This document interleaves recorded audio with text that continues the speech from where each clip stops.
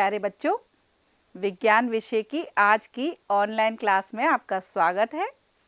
बच्चों, आज हम क्लास 8 का पाठ 12 प्रकाश एवं प्रकाशिक यंत्र का अध्ययन करेंगे। इस पाठ को हम 3 भागों में पढ़ेंगे और आज पहले भाग में हम प्रकाश का अपवर्तन के बारे में चर्चा करेंगे। तो आज पाठ शुरू करने से पहले हम यह देख लेते हैं कि आज के भाग में हम क्या क्या अध्ययन करेंगे। आज हम प्रकाश के अपवर्तन के बारे में, अपवर्तन का सत्यापन एक कांच के गुटके के द्वारा करेंगे। अपवर्तन के क्या नियम हैं? Law of refraction. अपवर्तन पर निर्भर कुछ सामान्य घटनाएं जैसे कि पानी में पेंसिल का टेढ़ा दिखाई देना, तालाब की गहराई उसकी वास्तविक गहराई से कम क्यों प्रतीत होती है, व तारों का टिमटिमाना। इन घटनाओं के बारे में चर्चा करेंगे कि ये किस वजह से होती हैं, इनका कारण क्या है। तो हम शुरू करते हैं। प्रकाश का अपवर्तन। बच्चों, हमें ज्ञात है कि किसी समांगी पारदर्शी माध्यम में प्रकाश का गमन एक सरल रेखा में होता है, जो कि आपने पिछली कक्षाओं में भी पढ़ा होगा। आइए इसका पता लगाते हैं कि जब प्रकाश की किरण किसी एक समांगी पारदर्शी माध्यम से दूसरे समांगी पारदर्शी माध्यम में प्रवेश करती है तो प्रकाश के गमन पथ पर क्या प्रभाव पड़ता है।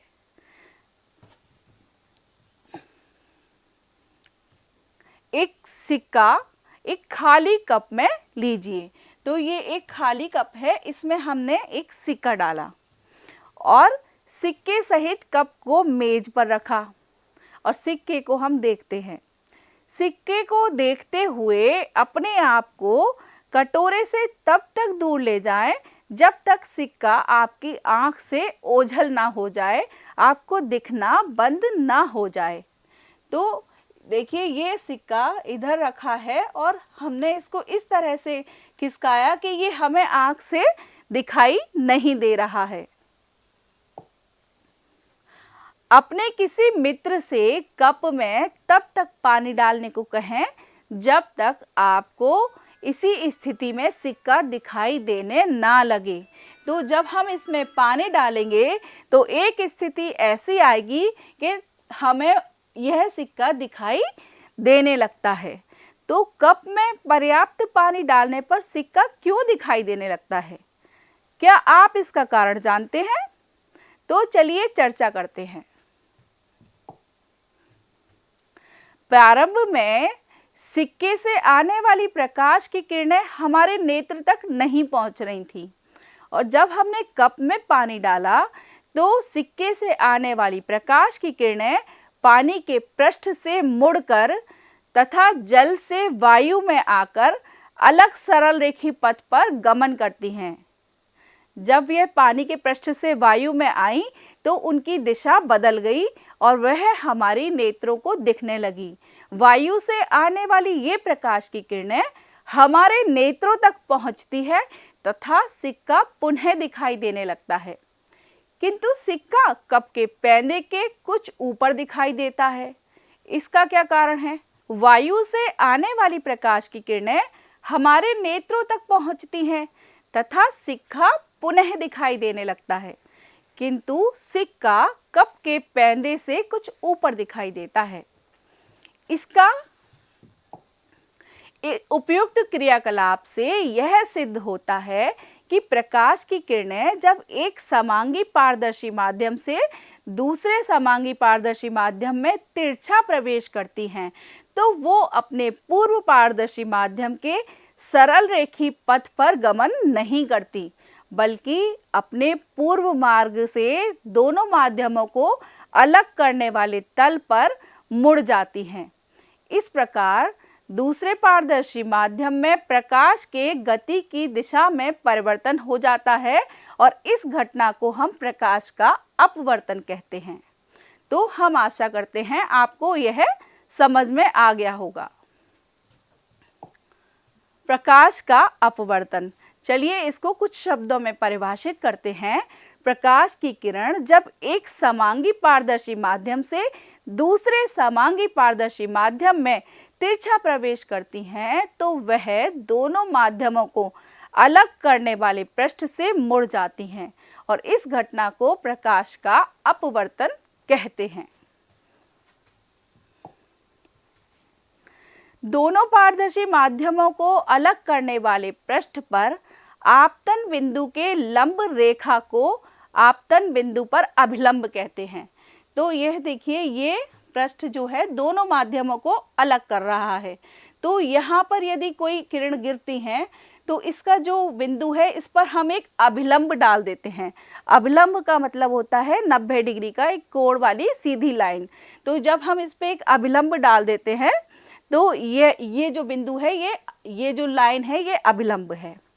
पारदर्शी माध्यमों को अलग करने वाले पृष्ठ की तरफ आने वाली प्रकाश की किरण को आपतित किरण कहते हैं। तो देखिए, ये जो किरण गिर रही है इसको हम आपतित किरण कहते हैं और दूसरे माध्यम के इस पृष्ठ से दूर जाने वाली किरण को, प्रकाश की किरण को अपवर्तित किरण कहते हैं। जब ये माध्यम इसका परिवर्तित हुआ तो यह अपने पथ से सीधी ना जाकर थोड़ा सा विचलित हो जाती है और इस किरण को हम अपवर्तित किरण कहते हैं। आपतित किरण तथा अभिलंब के बीच बने कोण को आपतन कोण कहते हैं। तो ये आपतित किरण है, ये अभिलंब है, तो इसके बीच में ये जो कोण बनता है इसे हम आपतन कोण कहते हैं तथा अपवर्तित किरण व अभिलंब के बीच में बने हुए कोण को अपवर्तन कोण कहते हैं। प्रयोग द्वारा यह देखा गया है कि जब प्रकाश की किरण प्रकाशतः सघन माध्यम से प्रकाशतः विरल माध्यम में प्रवेश करती है तो वह अभिलंब से दूर हट जाती है। तो सबसे पहले हम यह जानते हैं कि सघन और विरल माध्यम क्या है। बच्चों, आपने पदार्थ की 3 अवस्थाओं के बारे में पढ़ा होगा, ठोस, द्रव और गैस। ठोस में उसके अणु पास पास होते हैं, जबकि द्रव में ठोस की अपेक्षा उनके अणु थोड़े से दूर दूर होते हैं और गैस के अणु बहुत दूर दूर होते हैं। तो जिसमें अणु पास होते हैं वो सघन माध्यम होता है और जिस पदार्थ के अणु दूर होते हैं वह विरल माध्यम होता है।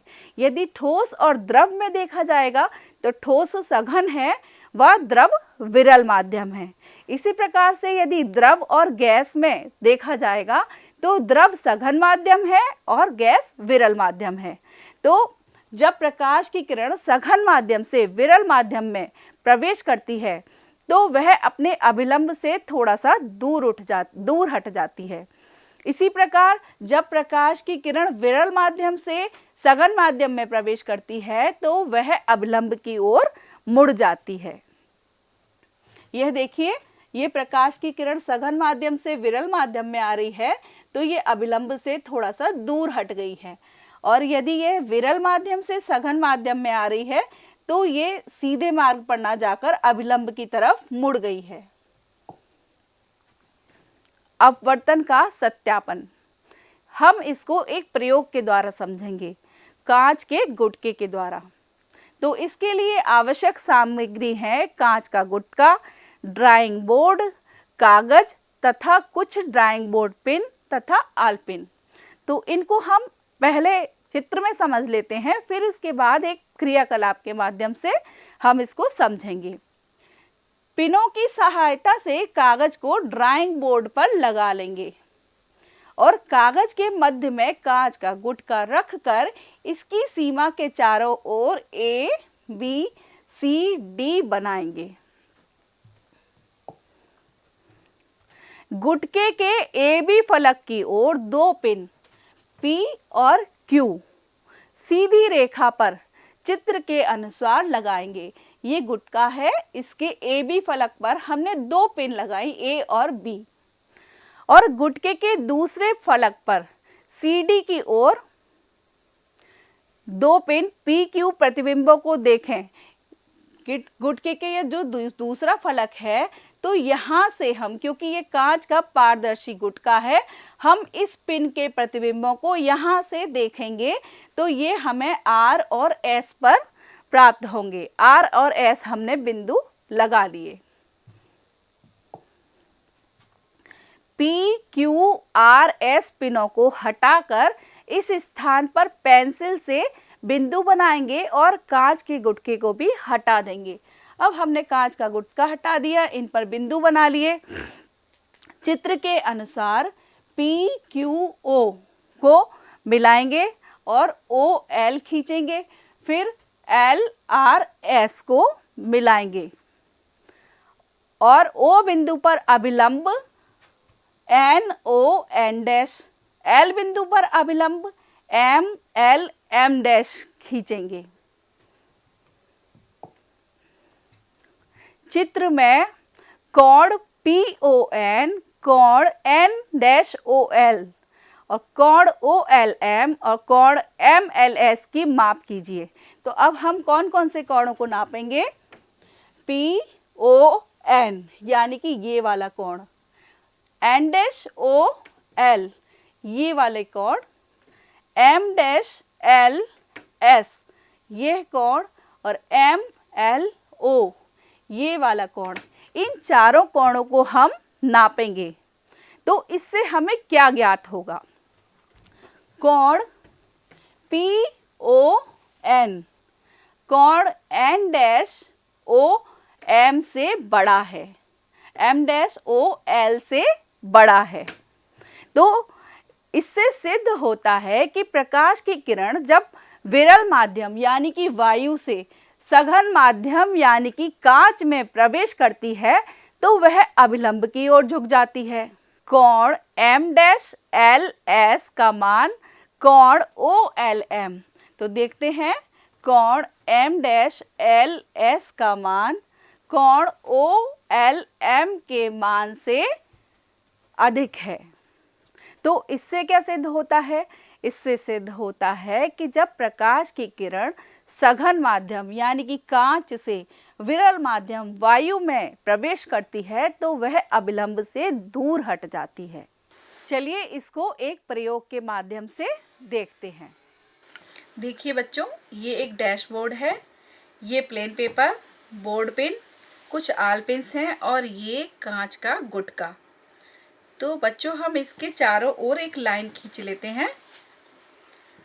इसके बाद दो आल पेन्स हमने एक सीधी रेखा में इसकी गाड़ी और इसकी दूसरी साइड से हम यहाँ से देखते हुए उनकी सीध में दो पिन और गाड़ेंगे।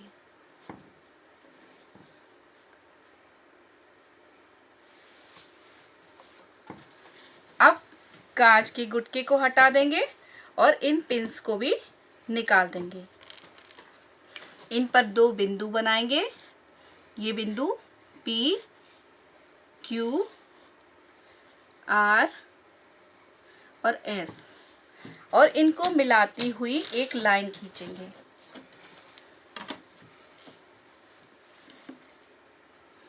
इसी प्रकार से इन दो बिंदुओं को मिलाती हुई एक लाइन खींचेंगे। इस पर हमने अभिलंब डाला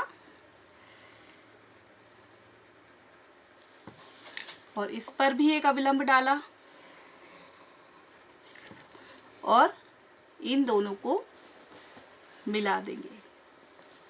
तो इस चित्र में आप देख सकते हैं कि प्रकाश की किरण जब विरल माध्यम यानी कि वायु से सघन माध्यम कांच में प्रवेश करती है तो अपने जो आपतित किरण है अभिलंब की तरफ थोड़ा सा झुक जाती है। इसी प्रकार जब ये कांच से पुनः वायु में प्रवेश करती है तो ये अभिलंब से थोड़ा सा दूर खिसक जाती है। तो ये बच्चों प्रकाश के अपवर्तन को हमने प्रयोग के माध्यम से देखा। यदि प्रकाश की किरण कांच के गुटके पर अभिलंबवत आपतित होती है तो वह अपने मार्ग से विचलित नहीं होती है, सीधी निकल जाती है। प्रकाश के अपवर्तन के नियम, लॉ ऑफ रिफ्रैक्शन। जब प्रकाश की किरण एक पारदर्शी माध्यम से दूसरे पारदर्शी माध्यम में प्रवेश करती है तो प्रकाश की किरण का अपवर्तन होता है और इसके लिए दो नियमों का पालन होता है। नंबर 1, आपतित किरण, अपवर्तित किरण व अभिलंब एक ही तल में होते हैं। तो आपतित किरण, अपवर्तित किरण तथा अपवर्तन पृष्ठ के आपतन बिंदु पर डाला गया अभिलंब तीनों एक ही तल पर स्थित होते हैं। दूसरा नियम है, किसी पारदर्शी माध्यम युग्म के लिए आपतन कोण की ज्या, तो जो आपतित किरण और अभिलंब के बीच में कोण बना है उसे बोलते हैं आपतन कोण। इसको हम साइन आई से भी इंडिकेट करते हैं। तो आपतन कोण की ज्या व अपवर्तन कोण की ज्या, जिसे हम साइन आर से इंडिकेट करते हैं, इनका अनुपात नियत होता है और इस नियम को स्नेल का नियम भी कहते हैं। तो स्नेल के नियम के अनुसार साइन आई बटे साइन आर बराबर नियतांक। चलिए कुछ और बिंदु भी जानते हैं। किसी समकोण त्रिभुज में, समकोण का मतलब होता है जिसका एक कोण 90 डिग्री का होता है, तो ये एक समकोण त्रिभुज है। तो जो कोण 90 डिग्री का होता है तो उसकी जो लंबाई में भुजा होती है उसे लंब बोलते हैं, जो नीचे होती है इसे आधार बोलते हैं और इन दोनों को मिलाने वाली तिरछी रेखा को हम कर्ण बोलते हैं। तो समकोण त्रिभुज में किसी कोण के सामने की लंब भुजा तथा कर्ण का अनुपात उस कोण की ज्या साइन थीटा कहलाता है। तो इसका साइन थीटा बराबर लंब बटे कर्ण। माध्यम का अपवर्तनांक, इस नियतांक को पहले माध्यम के सापेक्ष दूसरे माध्यम का अपवर्तनांक कहते हैं। इसे हम 1n2 अथवा 2n1 से प्रदर्शित करते हैं। अक्षर n से पूर्व लग्न में जो पहले माध्यम का प्रतीक के रूप में नाम तथा अनुलग्न में दूसरे माध्यम के प्रतीक के रूप में नाम लिखे जाते हैं। अर्थात ये जो पहला माध्यम है और ये दूसरा, यदि दूसरा ये पहला है और ये दूसरा, तो इनके प्रतीक चिन्ह हम लगाते हैं। चलिए देखते हैं एक उदाहरण। यदि प्रकाश की किरण वायु से शीशे में प्रवेश कर रही है तो वायु के सापेक्ष शीशे के अपवर्तनांक को ANG, क्योंकि वायु के लिए हम A लगाएंगे और शीशे के लिए G से प्रदर्शित करेंगे। यदि इसका उल्टा है, प्रकाश की किरण शीशे से वायु में प्रवेश कर रही है, तो इसे हम GNA से प्रदर्शित करेंगे। किसी माध्यम का अपवर्तनांक निर्वात में प्रकाश की चाल तथा माध्यम में प्रकाश की चाल के अनुपात के बराबर होता है। तो चलिए देखते हैं, इसका सूत्र होगा किसी माध्यम का अपवर्तनांक, जिसे हम n से इंडिकेट करते हैं, माध्यम में प्रकाश की चाल व माध्यम में निर्वात में प्रकाश की चाल व माध्यम में प्रकाश की चाल के अनुपात के बराबर है। यदि निर्वात में प्रकाश की चाल को हम C से लिखेंगे और माध्यम में प्रकाश की चाल को V लिखेंगे तो इसका जो निरपेक्ष अपवर्तनांक n C बटे V होगा। अपवर्तनांक एक अनुपात है, इसका कोई मात्रक नहीं है। अपवर्तन पर निर्भर कुछ सामान्य घटनाएं। पानी में पेंसिल का टेढ़ा दिखाई देना। तो बच्चों, इससे पहले आपने कभी भी तालाब में या नदी में गए होंगे तो आपको मछलियां कुछ उठी हुई दिखाई देती हैं, तो यह भी अपवर्तन के ही कारण होता है। इसी प्रकार से यदि पानी में हम पेंसिल डालते हैं तो वो थोड़ी सी टेढ़ी दिखाई देती है। तो चलिए इसका भी कारण जानते हैं। तो आपने देखा होगा कि जल में रखी पेंसिल का जल के अंदर का भाग टेढ़ा दिखाई देता है। ऐसा क्यों होता है? तो प्रकाश की किरण जब सघन माध्यम यानी कि जल और वायु में कौन सा सघन होगा? जल। तो सघन माध्यम से विरल माध्यम में प्रवेश करती है तो वह अभिलंब से थोड़ा सा दूर मुड़ जाती है। अतः पेंसिल के डूबे हुए भाग से जबकि प्रकाश की किरणें वायु में प्रवेश करती हैं तो अभिलंब से दूर हट जाती हैं। फलस्वरूप चित्र में एक पेंसिल है ABC, इसकी नोक C का आभासी प्रतिबिंब हमें C' पर दिखता है और तथा जल में पेंसिल का डूबा हुआ भाग BC का प्रतिबिंब, इसका जो भाग पानी का इसमें डूबा हुआ है BC, जो कि BC' पर हमें दिखाई देता है, जिसके कारण पेंसिल बिंदु B पर मुड़ी हुई दिखाई देती है। देखिए, वैसे पेंसिल सीधी ऐसे दिखनी चाहिए, लेकिन ये इस तरह से थोड़ी सी मुड़ी हुई दिखाई देती है। चलिए इसको हम एक प्रयोग के माध्यम से देखते हैं। तो बच्चों देखिए, ये पेंसिल है। यदि हम इसको पानी में डालते हैं तो ये थोड़ा सा उठी हुई दिखती है। तो इसका कारण अभी हमने आपको बताया कि इससे पानी से जब वायु में इसकी किरण आ रही है तो ये थोड़ा सा अभिलंब से दूर खिसक जाती हैं, जिस वजह से पेंसिल अपनी सीधी ना दिखकर थोड़ी सी ऊपर की तरफ दिखाई देती है। तालाब की गहराई उसकी वास्तविक गहराई से कम प्रतीत होती है।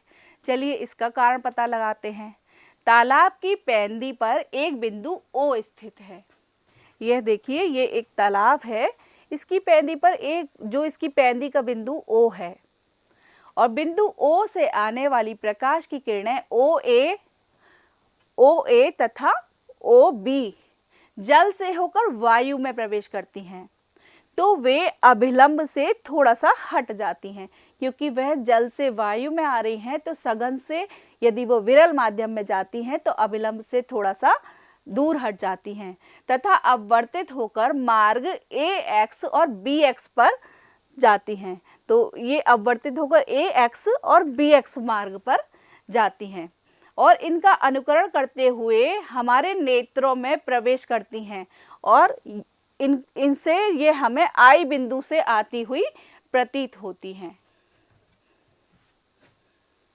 बिंदु I जल के बिंदु O का आभासी प्रतिबिंब है और बिंदु I जल की सतह से O की अपेक्षा पास है। ये देखिए, ये जल की सतह है, तो I सतह से पास है और O जल की सतह से दूर है, तो इसलिए तालाब अपनी गहराई से कम गहरा दिखाई देता है। तारों का टिमटिमाना। रात में आपने तारों को टिमटिमाते हुए तो देखा ही होगा। तो तारों की चमक रात्रि में घटती बढ़ती रहती है, जिसे हम तारों का टिमटिमाना कहते हैं। इसका कारण वायुमंडल में उपस्थित वायु के अपवर्तनांक में आकस्मिक परिवर्तन है। वायु कभी भी शांत नहीं रहती है, इसमें सदैव ठंडी और गर्म धाराएं चलती रहती हैं। इसके फलस्वरूप वायु के किसी स्थान पर वायु का अपवर्तनांक बदलता रहता है।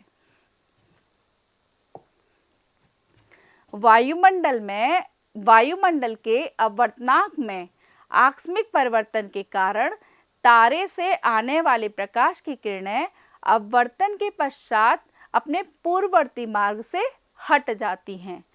इसके फलस्वरूप कुछ क्षणों के लिए प्रेषक की आंखों में तारे से आने वाला प्रकाश बिल्कुल नहीं पहुंचता है या बहुत कम पहुंचता है।